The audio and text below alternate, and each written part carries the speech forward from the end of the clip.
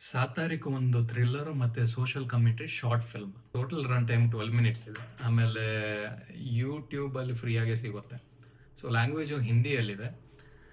So 7 ತಾರೀಖ್ ಅಂದರೆ ಕನ್ನಡದಲ್ಲಿ 7ನೇ ದಿನಾಂಕ ಅಂತ. ಸೊ ಈ ಮೂವಿಗೂ ಮತ್ತು ಈ ಟೈಟಲ್ಗೆ ಏನು ರಿಲೇಷನ್ ಇದೆ ಅಂದರೆ, ಈ ಮೂವಿಯಲ್ಲಿ ಬರೋ ಪ್ರೊಟ್ಯಾಗನಿಸ್ಟ್ ತಾಯಿ ಅವ್ರ ಮಗ 7ನೇ ದಿನಾಂಕ ಅಲ್ಲಿ ಹುಟ್ಟಿರ್ತಾರೆ, ಜನ್ಮದಿನ. ಮತ್ತು ಅದೇ ಸೇಮ್ ಡೇಟಲ್ಲಿ ಅವರ ಮಗ ಜೈಲಿಂದ ಮನೆಗೆ ಬರ್ತಾ ಇರ್ತಾನೆ.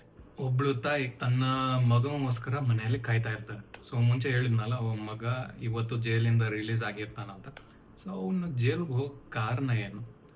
ಒಂದು 15 ವರ್ಷ ಹುಡುಗಿ ಮೇಲೆ ರೇಪ್ ಮಾಡಿರ್ತಾನೆ. ಈ ಶಾರ್ಟ್ ಫಿಲ್ಮ್ಗಳು ಮಾಡಬೇಕಾದ್ರೆ ಕೆಲವು ಫ್ಯಾಕ್ಟರ್ಗಳನ್ನ ತಲೆಯಲ್ಲಿ ಇಡ್ಕೋಬೇಕು.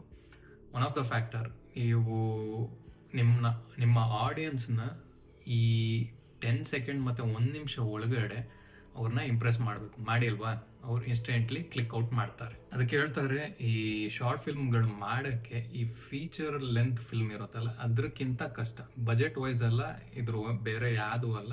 ರೀಸನ್ ಇರೋದು ಇವು ಆ ಫ್ಲೋ ತರಿಸ್ಬೇಕಲ್ಲ, ಒಂದು ಕಾನ್ಸೆಪ್ಟ್ನ ಈ ಶಾರ್ಟ್ ಡ್ಯೂರೇಷನಲ್ಲಿ ಹೇಳಬೇಕಲ್ಲ, ಅದು ತುಂಬ ಕಷ್ಟ. ಫೀಚರ್ ಲೆಂತ್ ಫಿಲ್ಮಲ್ಲಿ ನಿಮಗೆ ಸಾಕಷ್ಟು ಟೈಮ್ ಇರುತ್ತೆ ಒಂದು ಸ್ಟೋರಿ ಹೇಳೋಕ್ಕೆ. ಅದೇ ಈ ಶಾರ್ಟ್ ಫಿಲ್ಮ್ಸ್ ತಗೊಳ್ಳಿ, ಕೆಲವು ಸೆಕೆಂಡ್ಸ್ ಮತ್ತು ಕೆಲವು ಮಿನಿಟ್ ಒಳಗಡೆ ನಿಮ್ಮ ಆಡಿಯನ್ಸ್ನ ಹುಕ್ ಮಾಡಬೇಕು.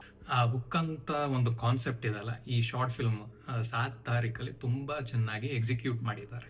ಇವೊಂದು ಈ ಫಿಲ್ಮು ತುಂಬ ಸ್ಲೋ ಪೇಸಿಂಗ್ ಕೂಡ ಇರ್ಬೋದು. ಅವರಮ್ಮ ಬೆಳಗ್ಗೆ ಎದ್ದು ಬಿಟ್ಟು ಕಸ ಗುಡಿಸ್ತಾರೆ, ಪಾತ್ರೆ ತೊಳಿತಾರೆ, ಆಮೇಲೆ ಬಟ್ಟೆ ಒಗಿತಾರೆ, ಪೂಜೆ ಮಾಡ್ತಾರೆ.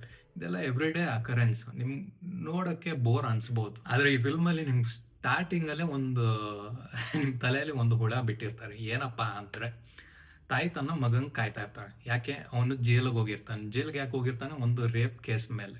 ಇವಾಗ ನಿಮ್ಗೆ ಕೆಲವು ಪ್ರಶ್ನೆಗಳು ಕಾಡ್ತಾ ಇರುತ್ತೆ.